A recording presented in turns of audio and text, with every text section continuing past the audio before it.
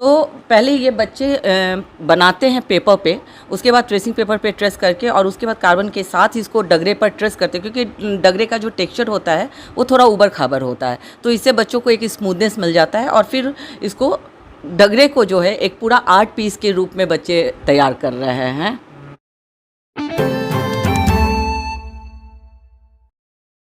नमस्कार, आप देख रहे हैं चौपाल समाचार। चौपाल समाचार की हर खबर समाज पर करती है असर, और आज मैं जिस खबर को दिखाने जा रहा हूं, ये खबर भी समाज से जुड़ी है और संबंधित है मधुबनी पेंटिंग के कलाकारों से।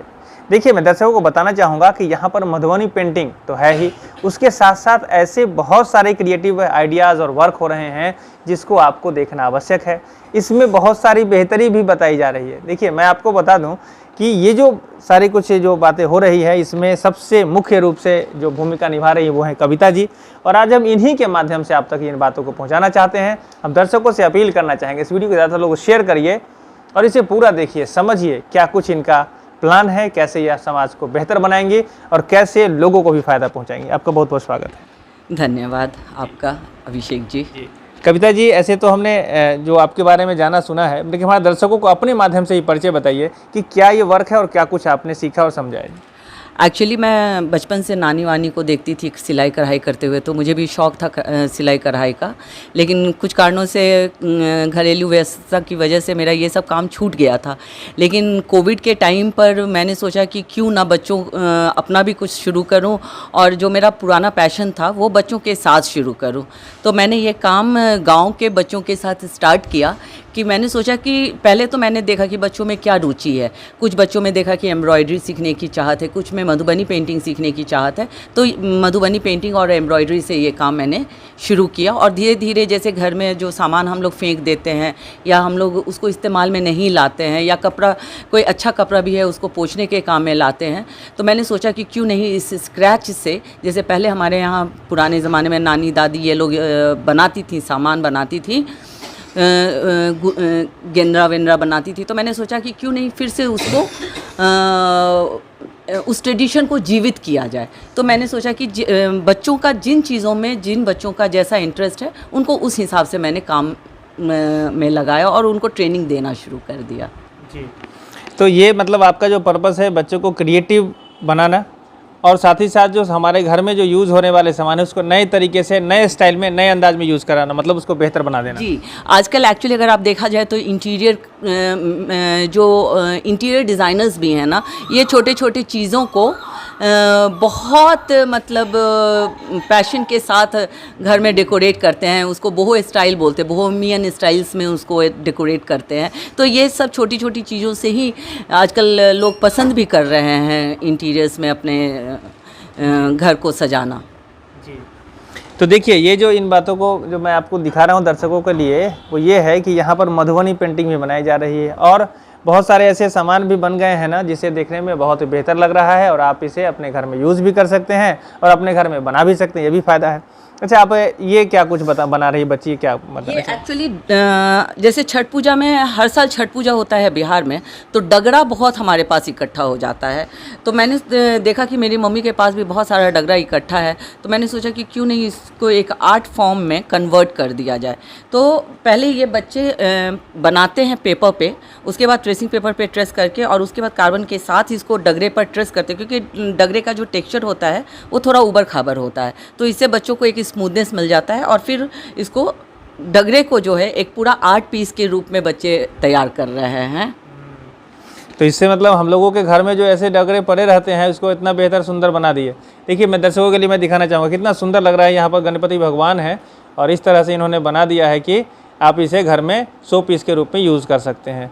जी, तो ये है। और क्या कुछ बच्चियाँ बना रही हैं यहाँ पर? ये बना रही हैं टी शर्ट। एक्चुअली अगर आज देखें तो हमारा जो एक फ़ैशन स्टाइल, जो टीनेजर्स बच्चे हैं, इवन हमारे जैसे भी जो महिलाएं होती हैं तो उनको ना हैंड पेंटेड टी शर्ट्स का बहुत ये रहता है, और टीनेजर्स बच्चों में भी अभी देखा है कि हैंड पेंटेड टी शर्ट्स का क्रेज़ है। तो मैंने सोचा कि ये हैंड पेंटेड टी शर्ट्स अगर बच्चे सीखते हैं तो इससे उनको दो चीज़ होगा, एक तो वो खुद के लिए भी डिज़ाइन कर सकते हैं, और दूसरा कि एक मार्केट में भी बच्चों को उपलब्ध किया जा सकता है, और दूसरा कि थर्ड चीज़ है जो सबसे इम्पॉर्टेंट कि ये जो हमारा ट्रेडिशन है उसके साथ हमारे बच्चे जुड़ सकते हैं जी। फैशन के साथ ट्रेडिशन। तो ये भी इसका मैं एक बार दिखाऊंगा अपने दर्शकों के लिए, क्या तो दिक्कत तो नहीं होगी?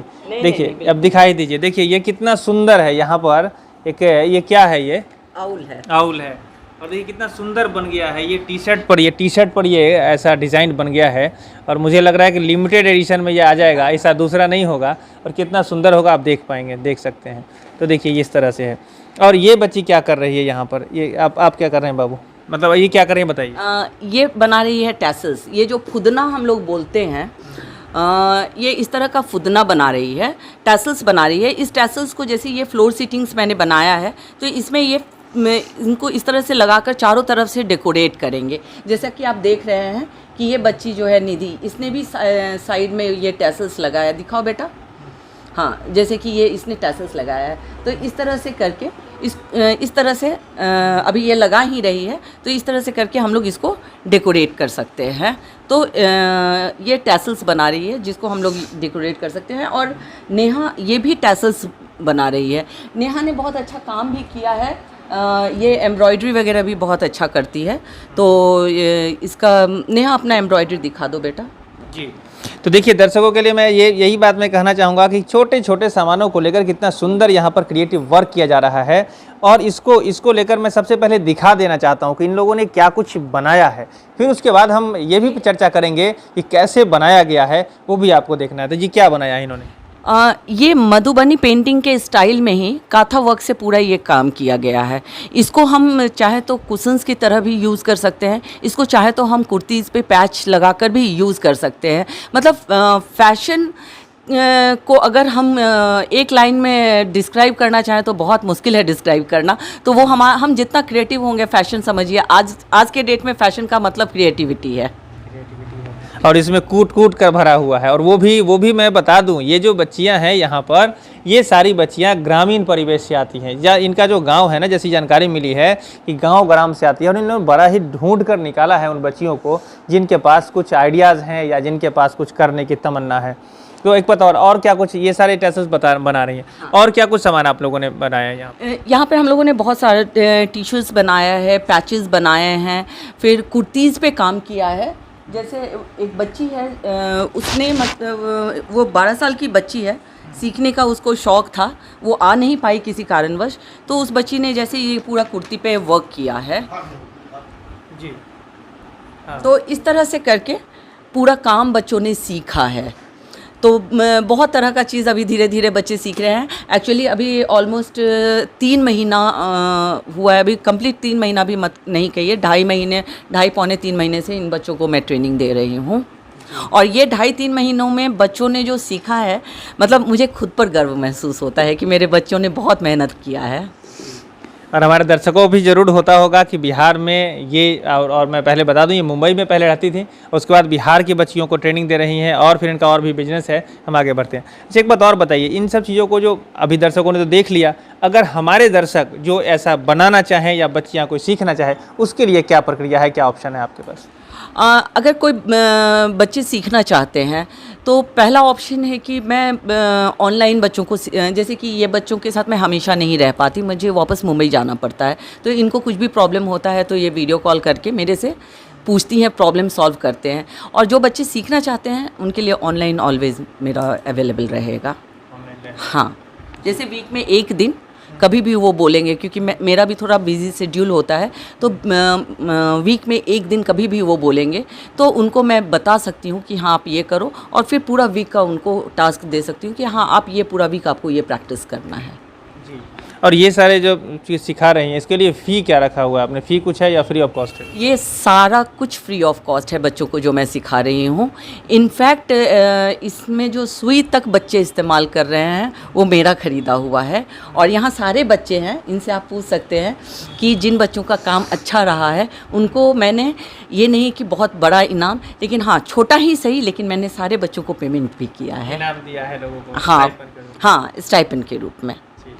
तो देखिए ये बातें भी सामने आई है कि यहाँ पर ये फ्री ऑफ कॉस्ट इन बच्चों को इन चीज़ों को सिखा रही हैं और सामान भी बन रहा है। और एक बात और मैं आपको जो अगली बात बताने वाला हूँ कि ये बच्चे जो सामान बनाएंगे उसका क्या होगा, यदि आप इसे खरीदना चाहें या ऐसे सामान को और आप लेना चाहेंगे तो उसका क्या ऑप्शन है, वो भी मैं पूछ ही लेता हूँ। क्या कुछ ऑप्शन है बताइए।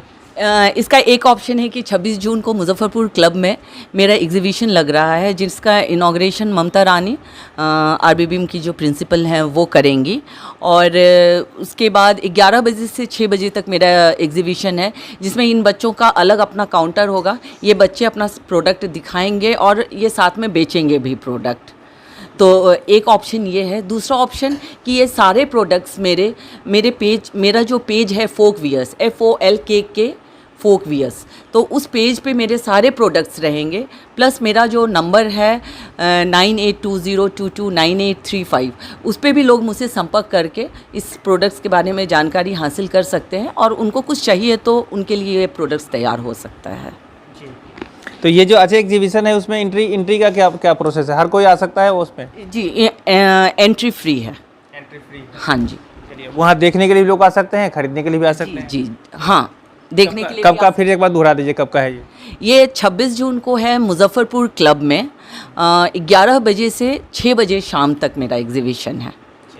तो देखिए मैं भी दोहरा देता हूँ, 26 जून को यहाँ पर मुजफ्फरपुर क्लब में इनका एग्जीबिशन होने वाला है। जो सामान बच्चियों ने बनाया है आप उसे देख सकते हैं, आप वहाँ कुछ सीख सकते हैं और अपने लिए भी इन चीज़ों को खरीद कर ले जा सकते हैं। इसमें मुझे जो बेहतर लगा है, मैं बता ही दूँ कि ये तो सबसे बड़ी बात है कि इन चीज़ों में जो सामान का यूज़ किया गया है या जो मटेरियल यूज़ किए गए हैं वो हम लोग अपने घर में जो रद्दी में छोड़ देते हैं ना, उनको लेकर इन्होंने इतना बेहतर बना दिया है। तो ये भी बड़ी खासियत है।